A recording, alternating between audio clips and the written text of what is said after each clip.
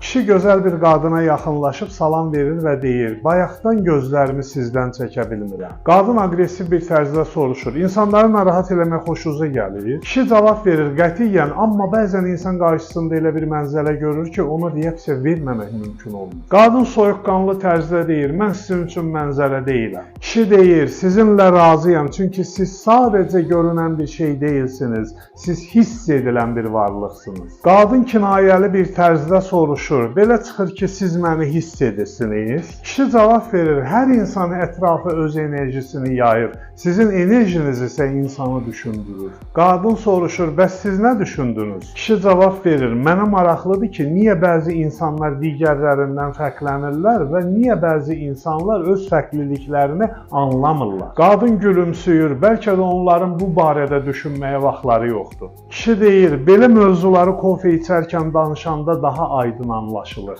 Qadın gülür: "Siz manipulyasiyada ustasınız." Kişi eyni səmimiyyətlə cavab verir: "Yox, sadəcə ünsiyyətim yaxşıdır." Manipulyasiya sənəti qarşındakı insana sənə inandığını yox, özünə inandığını hiss etdirməkdir. Gördüyünüz kimi insan ünsiyyət bacarıqları və manipulyasiya texnikaları ilə ən sərt reaksiyaları belə yumşalda və mövzunu istədiyi istiqamətə yönləndirə bilər. "Bayaqdan gözlərimi sizdən çəkə bilmirəm" cümləsi qadının müdafiə mexanizmini işə salır və o, insanları narahat etmək sizin xoşunuza gəlir deməklə sərt və ittiham edici tərzdə cavab verir.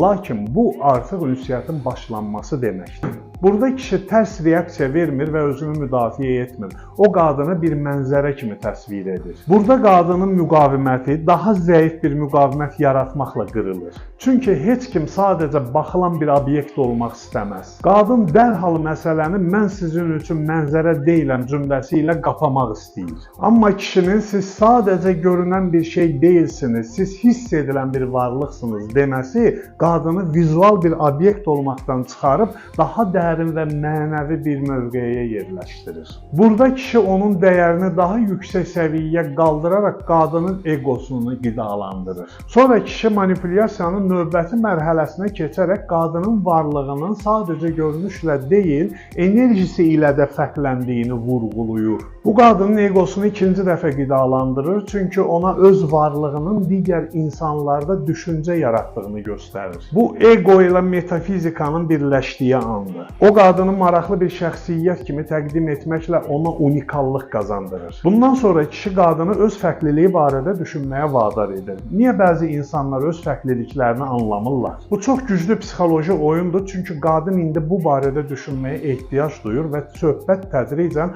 onun şəxsiyyəti üzərində qurulmağa başlayır. Diqqət edirsinizsə, bəlkə onların bu barədə düşünməyə vaxtları yoxdur cavabı onun əvvəlki aqressiv və soyuq reaksiyalarına nisbətən daha yumşaqdır. Çünki artıq kişi qadının marağını oyadıb və onu söhbətin davamına cəlb edir. Bundan sonra kişi həlledici həmləni edir. Belə mövzuları kofe içərkən danışanda daha aydın anlaşılır. Yəni mövzu hələ bağlanmayıb, əksinə dərinləşmək üçün səbəb var. Qadın diyaloqun enerjisini dəyişdiyini hiss edir və yumorla cavab verir: "Siz manipulyasiya ustasısınız." Bu bir növ "sizi tuta bildim" reaksiyasıdır. Amma maraqlı tərəfi odur ki, artıq o diyaloqdan zövq almağa başlayıb və bu da kişinin mövqeyini gücləndirir. "Yox, sadəcə ünsiyyətim yaxşıdır" cavabı qadına "mən səni aldatmıram" hissini verir. Kişi bu an yanlış reaksiya versəydi, "yox, mən manipulyator deyiləm" desəydi, qadın yenə müqavimət göstərə bilərdi. Manipulyasiya insanın iradəsini əlindən almaq deyil, onu istədiyin istiqamətə könüllü şəkildə yönləndirmək sənətidir. Ünsiyyətinizin keyfiyyətini artırmaq istəyirsinizsə, natdan faydalana bilərsiniz. Fikirləriniz çox maraqlıdır.